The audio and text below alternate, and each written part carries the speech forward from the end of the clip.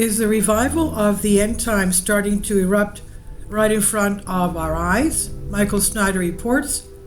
It appears that something incredible is beginning to happen.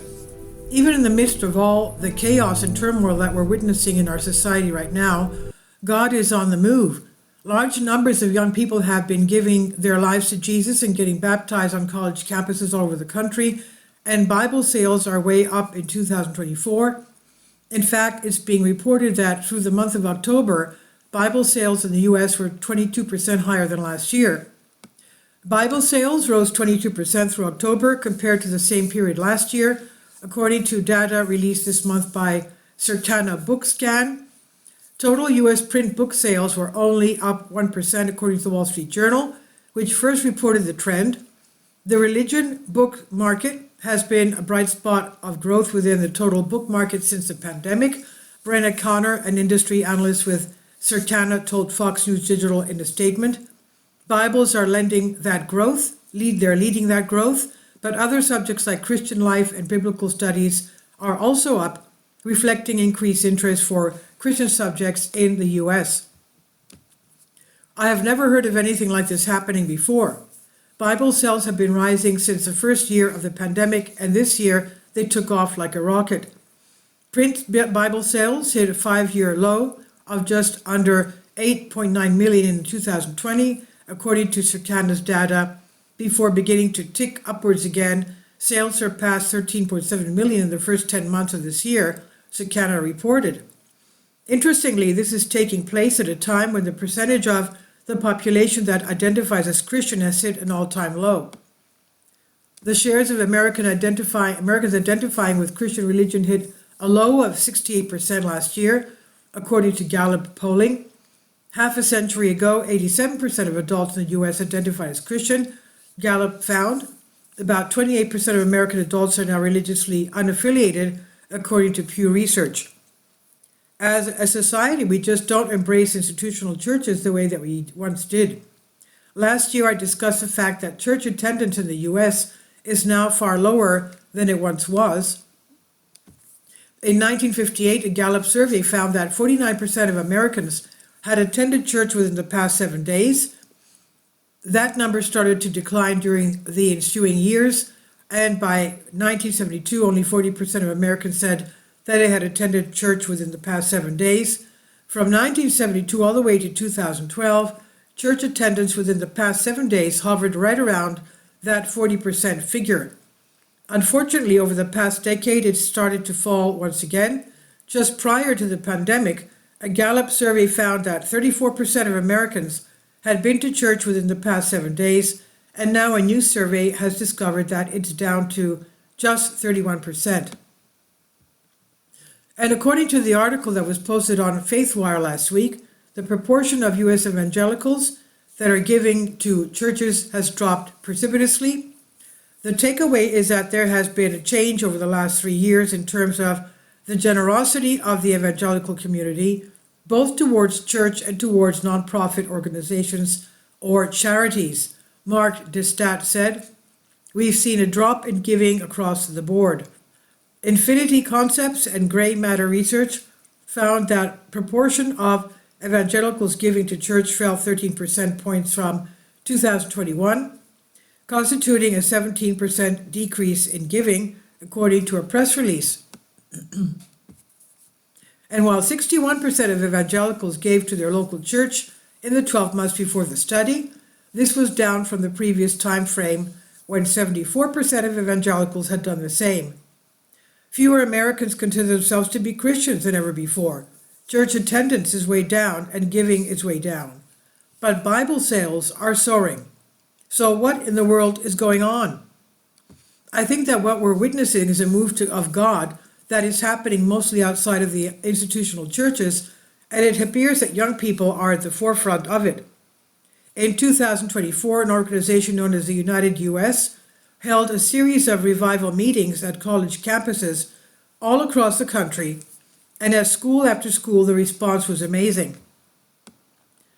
Tanya Pruitt, founder of the Unite US, explained, "We started at Auburn University. We had 5,000 students show up, and over 200 got baptized. We next went to FSU, Florida State, the second biggest party school in the nation. We had 4,500 students come, and I believe 350 students got baptized at that event. The movement then swept through the universities of Alabama, Georgia, Tennessee, and South Carolina, with numbers growing along the way. Tonya calls the mission a simple one: bring hope to a generation. College student Hayden Smith shared his experience, just getting to be with your neighbors and friends as they pray with you for your struggles and being open with those you normally wouldn't be open with. It was just overall powerful, he said.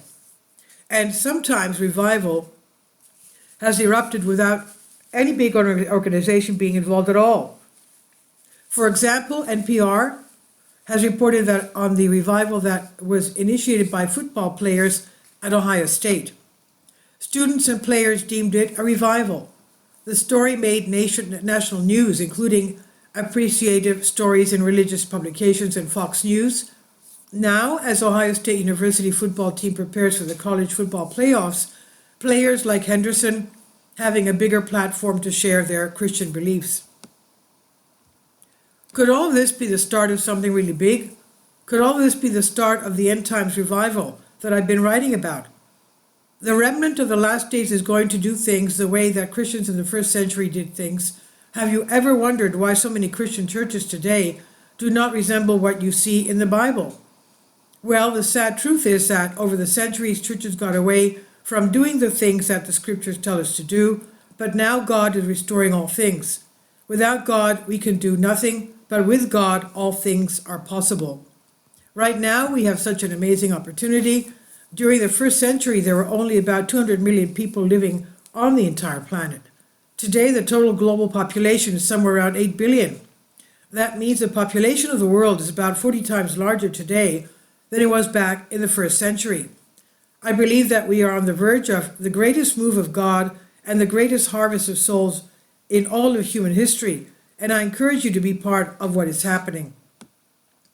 As wars, natural disasters, pestilences, and economic problems shake the globe, people are going to be searching for answers, and Bible prophecy will become one of the hottest topics on the entire planet. During the years ahead, so many will be consumed with despair as their lives are totally turned upside down by the cataclysmic events that are coming.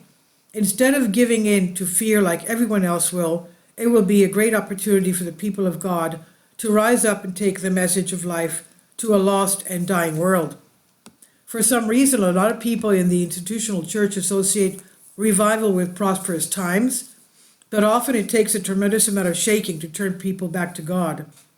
During the very difficult years that are ahead of us, the shaking will seem unbearable at times. It will seem like the worst of times, but it will also seem like the best of times because of the tremendous awakening that we will witness. God is calling for his remnant of the last days to arise, and no force on earth will be able to stop that from happening. And this is from Michael Snyder on End of the American Dream. And I wish you all a very, very happy and faithful Christmas. May Christ be born in your hearts and bless you and your loved ones forever. Please leave your comments and thank you for your support. About the author, Michael Snyder's new book, Why, is available on paperback and for Kindle on Amazon. He's also written 8 other books available on Amazon, including Chaos, End Times, 7-Year Apocalypse, Lost Prophecy of the Future of America, The Beginning of the End, and Living a Life That Really Matters. When you purchase any of Michael's books, you help to support the work that he's doing. You can also get his articles by email as soon as he publishes them by subscribing to his Substack newsletter. Michael has published thousands of articles on the Economic Collapse blog, End of the American Dream, and The Most Important News, and he always freely, happily allows others to republish those articles on their own websites. These are such troubled times and people need hope. John 3:16 tells us about the hope that God has given us through Jesus Christ. For God so loved the world that he gave his only begotten Son, that whosoever believeth in him should not perish but have everlasting life. If you have not already done so, we strongly urge you to invite Jesus Christ to be your Lord and Savior today. Please leave your comments and thank you for your support. Please support my Patreon account. The daily posts are 5 videos daily, and they are totally different from what I have on my YouTube channel.